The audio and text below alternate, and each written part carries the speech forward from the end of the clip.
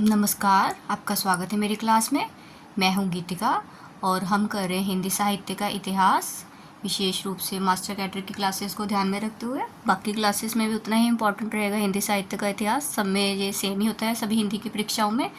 तो हमने पिछली क्लास में किया था रासो साहित्य, ठीक है। तो अब हम जो इम्पोर्टेंट रासो साहित्य हैं उनकी डिटेल नॉलेज जानेंगे, जो परीक्षा में इम्पोर्टेंट रहेंगे पॉइंट्स, आज हम उनके बारे में लिखेंगे। देखिए, सबसे पहले जो आदिकाल का रासो ग्रंथ है, महत्वपूर्ण ग्रंथ है, वो है पृथ्वीराज रासो, ठीक है। कौन सा ग्रंथ है? पृथ्वीराज रासो। रचयिता मैंने आपको बताया था, कौन है इसके रचयिता हैं?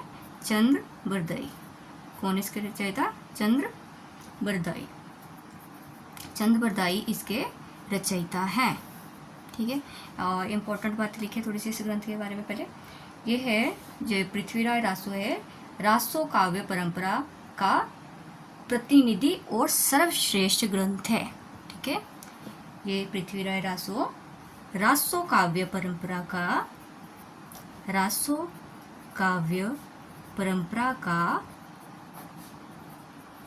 प्रतिनिधि और सर्वश्रेष्ठ ग्रंथ है, ठीक है। रासो काव्य का प्रतिनिधि ग्रंथ पूछ लें या सर्वश्रेष्ठ ग्रंथ पूछ लें, कौन सा है? तो कौन सा है? पृथ्वीराज रासो, ठीक है। आदिकाल का, अगला लिखिए पॉइंट इंपॉर्टेंट, आदिकाल का सर्वाधिक प्रसिद्ध ग्रंथ, ठीक है। सबसे ज़्यादा प्रसिद्ध ग्रंथ भी यही रहा है आदिकाल में। कौन सा? पृथ्वीराज रासो, सर्वाधिक प्रसिद्ध ग्रंथ। आगे देखिए, इसका काव्य रूप क्या है? काव्य रूप, इसका काव्य रूप रहा है प्रबंध, ठीक है। ये एक प्रबंध काव्य है, मुक्तक काव्य नहीं है। रस क्या है इसमें? रस वीर और श्रृंगार रस प्रदान है ये, ठीक है। वीर और श्रृंगार रस प्रदान, ठीक है। पृथ्वीराज रासो में कौन से रस प्रदान रहे हैं? वीर रस और श्रृंगार रस। अलंकार देखिए, अलंकार अनुप्रास और यमक, ठीक है। कौन से अलंकार है? दो, अनुप्रास और यमक। ये चंद्रबरदाई के ये प्रिय अलंकार थे, ये दोनों अलंकार, ठीक है। मुख्य रूप से इनका ज़्यादा प्रयोग हुआ है। इसको ब्रैकेट में लिख लीजिए, चंद्रबरदाई के प्रिय अलंकार।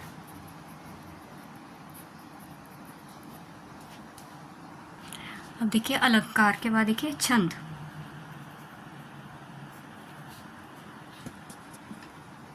छंद देखिए लगभग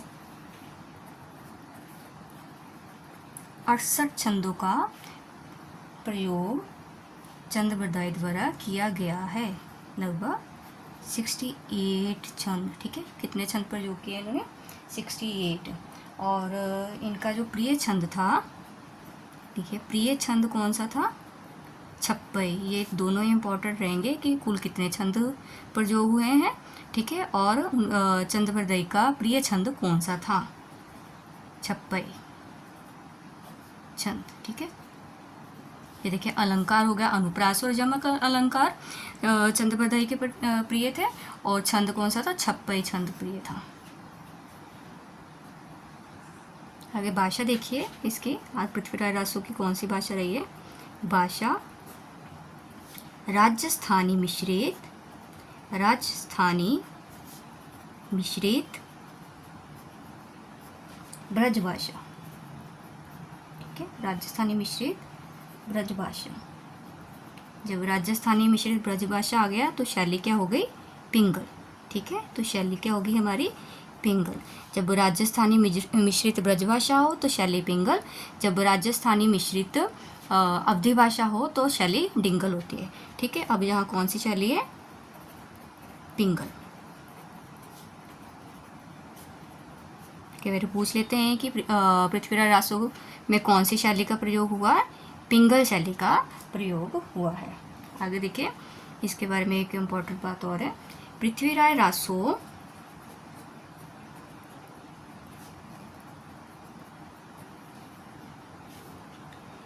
कथानक रूढ़ियों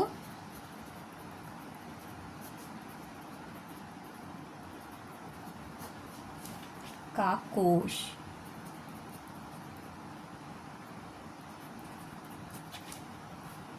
है। ठीक है, पृथ्वीराज रासो क्या है, कथानक रूढ़ियों का कोश है। ठीक है, रूढ़ियों का संयोग हुआ है, इसमें रूढ़ियाँ पाई जाती हैं। कौन सी रूढ़ी, देखिए इसमें रूढ़ी से भाव देखिए, ये क्या है, रूढ़ी क्या है, एक प्रकार का एक प्रतीक होता है। ठीक है, जिसके ऊपर पूरी की पूरी कथा डिपेंड करती है, सारी की सारी कथा उस रूढ़ी पर डिपेंड करती है। ठीक है, इसमें रूढ़ी क्या ली गई है, शुक शुकी। ठीक है, रूढ़ी क्या ली गई है इसमें, शुक शुकी संवाद के रूप में, शुक शुकी संवाद के रूप में। ठीक है, रूढ़ियों का प्रयोग हुआ है।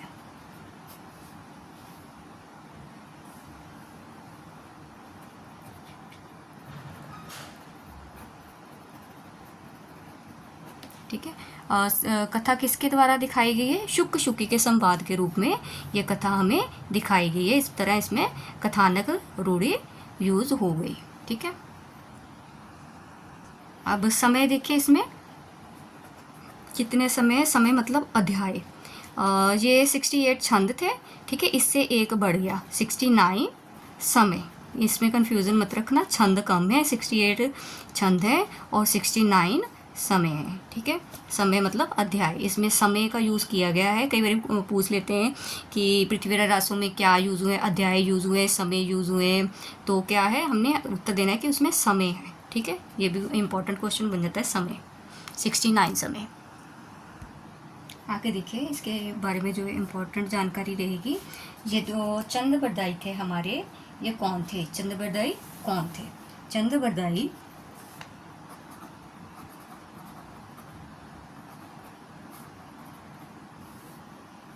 पृथ्वीराज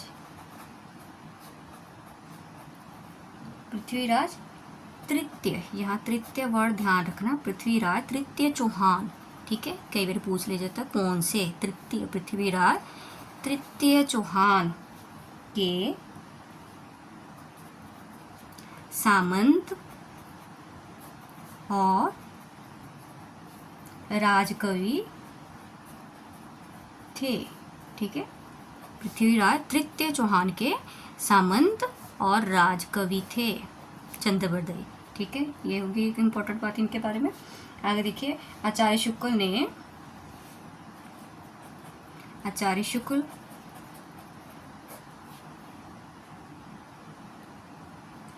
ये जो आचार्य शुक्ल हैं, इन्होंने पृथ्वीराज रासो को, ठीक है, आचार्य शुक्ल ने पृथ्वीराज रासो को हिंदी का प्रथम महाकाव्य माना है। हिंदी का क्या माना है, प्रथम महाकाव्य। वर्डिंग पर ध्यान देना, महाकाव्य, काव्य नहीं, प्रथम महाकाव्य माना है। ठीक है, तो इस प्रकार से प्रथम महाकवि कौन हो गए, चंद्रबरदाई। आगे देखिए, ये जो मिश्र बंधु है, आगे मिश्र बंधु,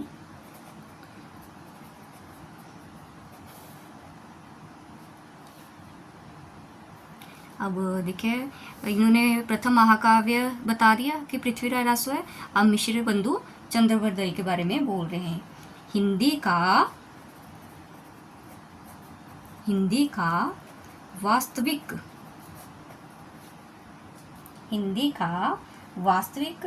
प्रथम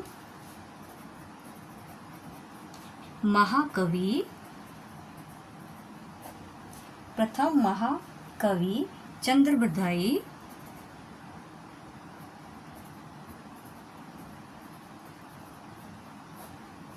को ही कहा जा सकता है।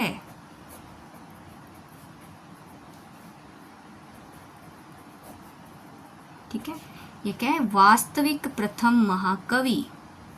ठीक है, वास्तविक प्रथम महाकवि किसे कहा जा सकता है, चंद्रबरदाई को। ये किसकी पंक्ति है, मिश्रबंधु की।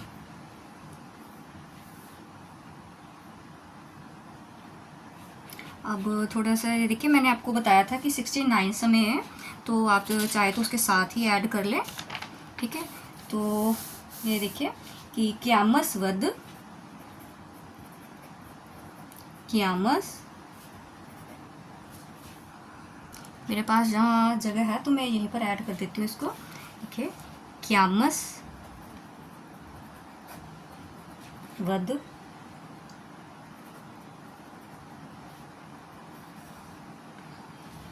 पृथ्वीराज रासो का, पृथ्वीराज रासो का चतुर्थ, चतुर्थ कितना, चतुर्थ, चौथा महत्वपूर्ण समय है। ठीक है, महत्वपूर्ण समय है, क्योंकि इसको समय में उसने विभाजित किया हुआ है, सर्गों में नहीं। कितना, चतुर्थ महत्वपूर्ण समय है। क्यामसवध किससे रिलेटेड है, अब पृथ्वीराज रासो से। कई बार क्वेश्चन ये पूछ लेते हैं कि क्यामसवध कौन से ग्रंथ का हिस्सा है, तो हमें पता होना चाहिए क्यामसवध किससे रिलेटेड है, पृथ्वीराज रासो से। आगे देखिए, अगला पॉइंट हमारा, शिव सिंह सेंगर जी ने क्या कहा है इसके बारे में। देखिए, शिव सिंह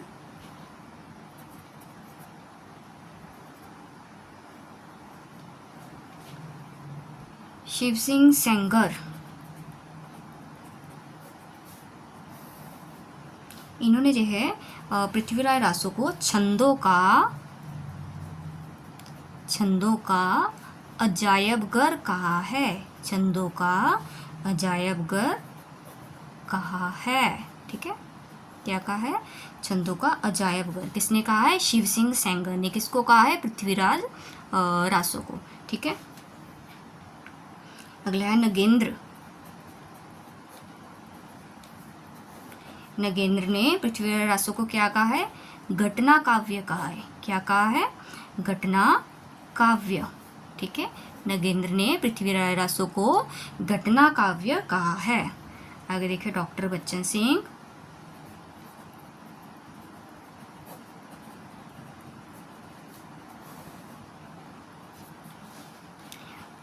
यह एक राजनीतिक महाकाव्य है। दूसरे शब्दों में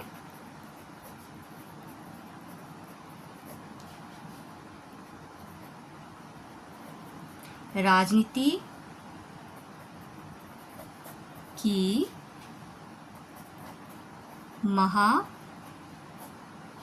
महाकाव्यात्मक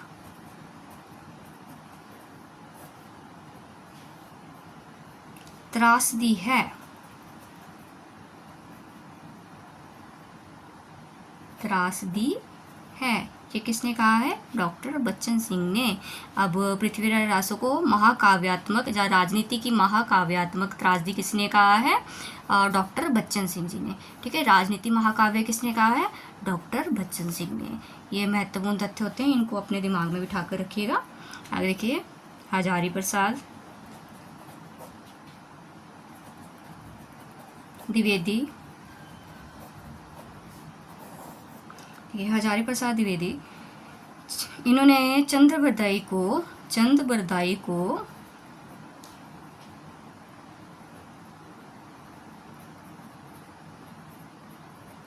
छंदों का राजा कहा है।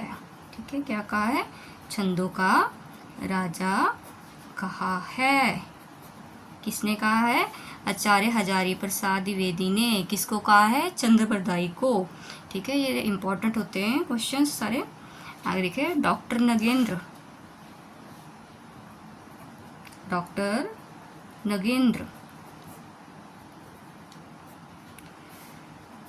जो डॉक्टर नगेंद्र है, इन्होंने, ये मैंने आपको करवा दिया, सॉरी, डॉक्टर नगेंद्र मैं आपको करवा चुकी हूँ। घटना काव्य कहा था इन्होंने। ठीक है, डॉक्टर नगेंद्र ने क्या कहा है, पृथ्वीराज रासो को घटना काव्य कहा है। देखिए एक इम्पॉर्टेंट लाइन और लिखिए, पृथ्वीराज रासो को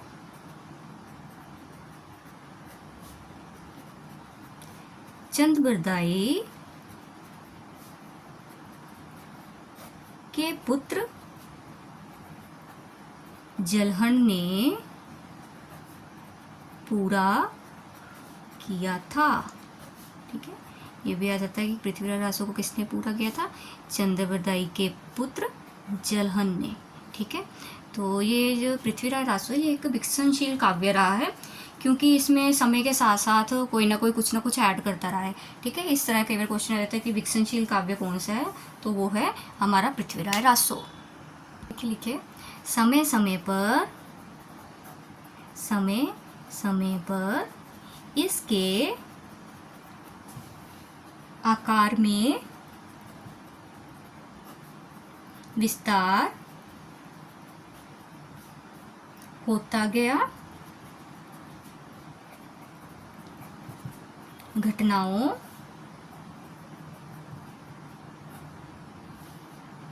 की संख्या भी बढ़ती गई, घटनाओं की संख्या भी बढ़ती गई, इसलिए इसे विकसनशील महाकाव्य कहा जाता है। ठीक है, क्वेश्चन आ जाता है कि विकसनशील महाकाव्य किसे कहा जाता है, पृथ्वीराज रासो को विकसनशील महाकाव्य भी कहा जाता है, क्योंकि समय समय पर इसके साथ अनेक रूढ़ियाँ जुड़ती रही, तथ्य जोड़ते रहे अपने अपने अकॉर्डिंग सब लोग। ठीक है, इसलिए ये क्या है, विकसनशील महाकाव्य है। अब देखिए, जब विकसनशील महाकाव्य है तो इसके कई रूपांतरण पाए जाते हैं, कई संस्करण पाए जाते हैं। लिखिए, पृथ्वीराज रासो के संस्करण, पृथ्वीराज रासो के संस्करण।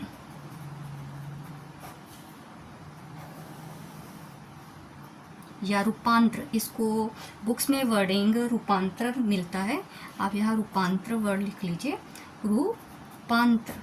ठीक है, कितने रूप पाए जाते हैं, पृथ्वीराज रासो के संस्करण और पृथ्वीराज रासो के रूपांतर। इसको भी हाईलाइट कर लिए, रूपांतर पूछ लेते हैं कितने हैं। देखिए, अब तक पृथ्वीराज रासो की जो विभिन्न प्राचीन प्रतियां प्राप्त हुई हैं, वे भी एक समान नहीं है। ठीक है, कई प्रतियां इसकी प्राप्त हुई है, वो क्या है, एक समान नहीं है। कई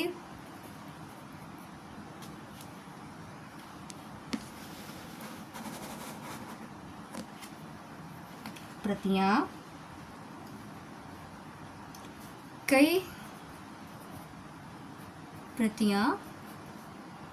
अत्यंत वृद्धाकार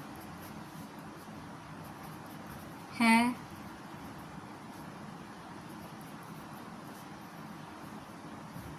तो कोई अति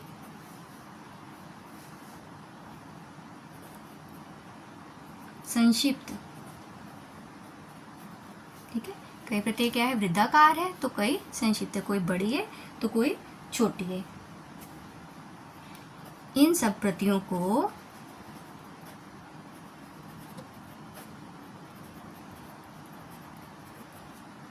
हम 4 भागों में विभक्त कर सकते हैं।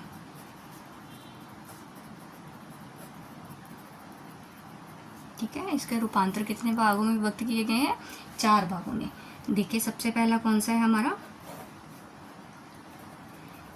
वृद्ध रूपांतर,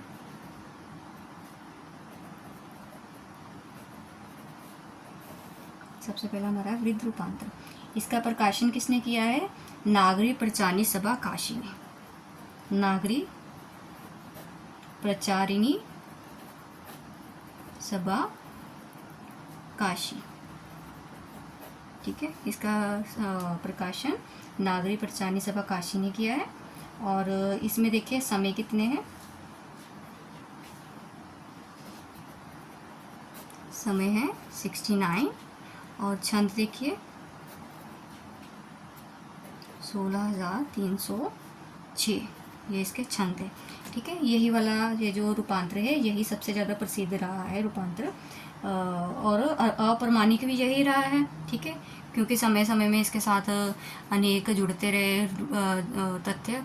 तो ये क्या है? अप्रमाणिक भी है, ठीक है, और वृद्ध भी है यही, और सर्वाधिक प्रिय भी है। ये जो वृद्ध रूपांतर है, वृद्ध रूपांतर सर्वाधिक अप्रमाणिक माना गया है। सर्वाधिक अप्रमाणिक